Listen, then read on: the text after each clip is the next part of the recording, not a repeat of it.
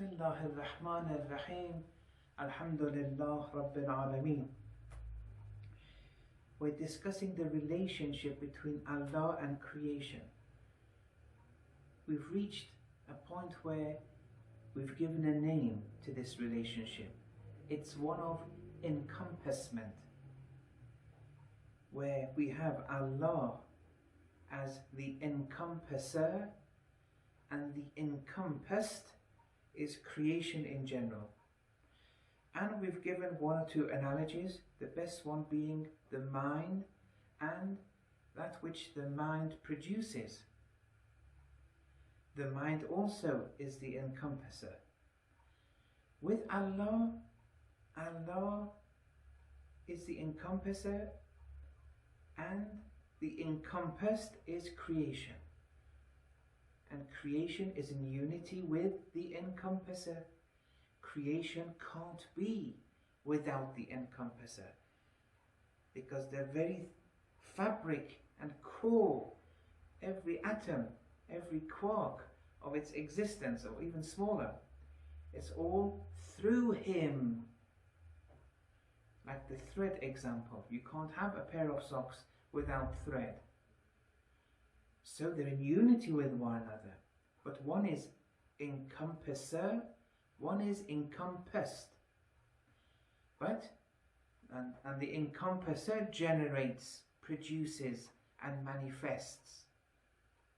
And the encompassed are manifestations, products and generations of the producer, generator and manifestor.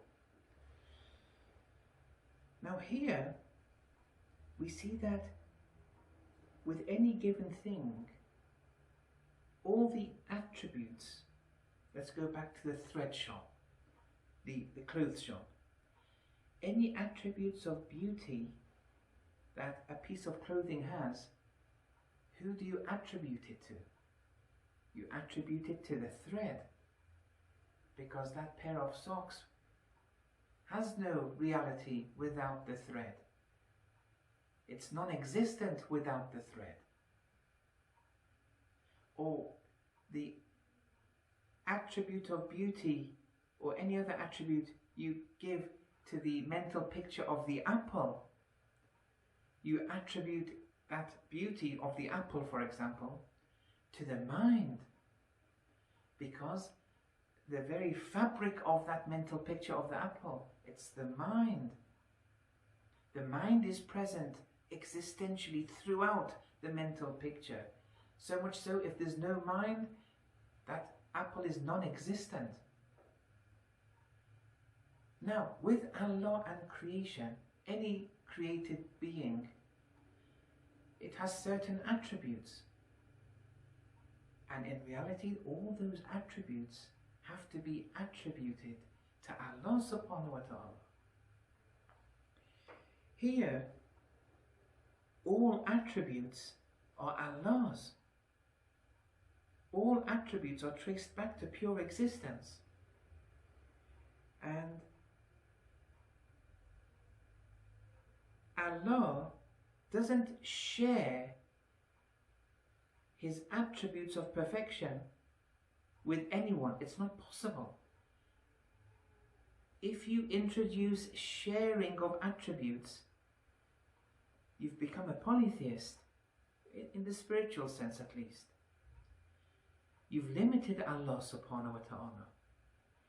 And therefore it's not correct to say that Allah has 100% knowledge and we have 1% of knowledge. Or Allah has 100% light, we have, or a candle has 1% of light. Or Allah has 100% of power, power, knowledge, light, all these are attributes of perfection. But Allah has 100% of power, we have 1% or 10% of power, or whatever. Look, it's not correct to say such a thing, because here, this kind of wording is implying that Allah is sharing knowledge with us, sharing His power with us. Whereas that which is correct to say is that we, or any created being, let's say humans for example, we essentially have 0% of knowledge, 0% of power, 0% of life, 0% of light, and so on and so forth. The creation and created beings and creatures, they only manifest existentially through Him. It's all Him. They just manifest only through Allah subhanahu wa ta'ala. Now, they can manifest as a result of their grid of existence. How much of Allah can they manifest? Some things can manifest 10% of Allah's knowledge. Some things, as a result of their grid of existence, can manifest 20% of Allah's knowledge, 30%, 40%. But its knowledge is His. Not that we essentially have also 10% or 20% of knowledge. No. We essentially have 0% of knowledge. But we can manifest knowledge. But all knowledge is His. We can manifest power. All power is His. So we are never independently the owner of any knowledge, power, or any attribute. All attributes are His. This is Teuhid in attributes. Okay, so here,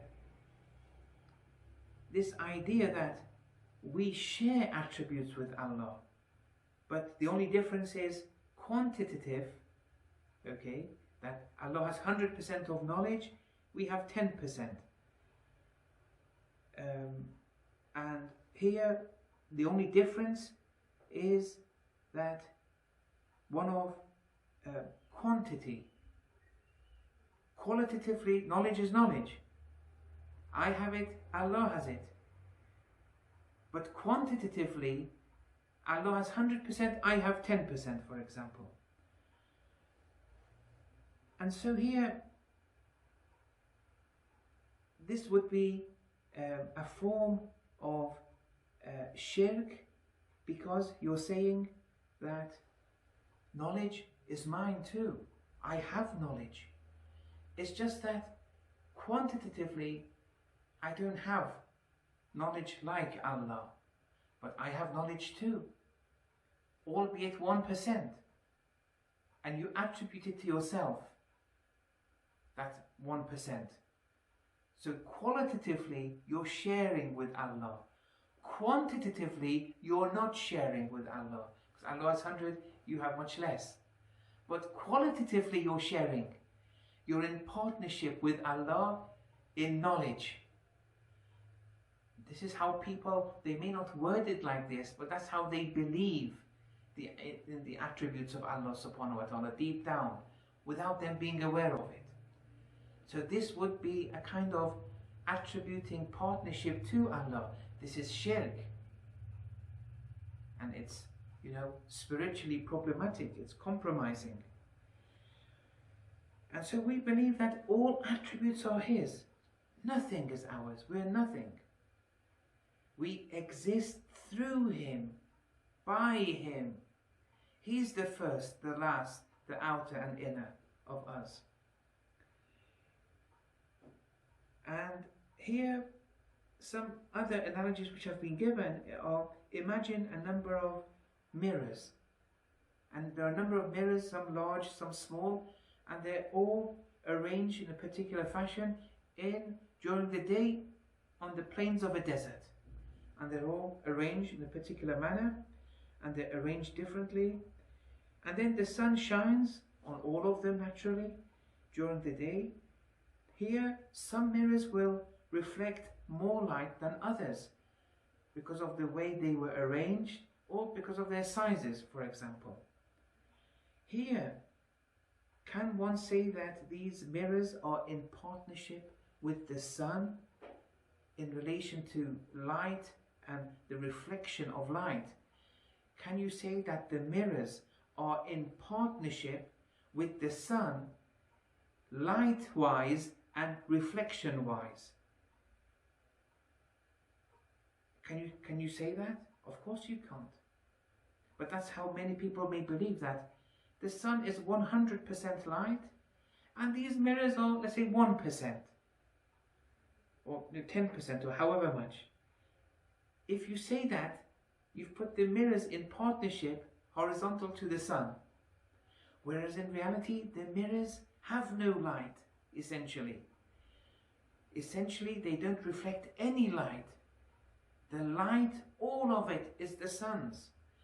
The mirrors just manifest, and that on a par with their size and arrangement, they manifest the light of the sun.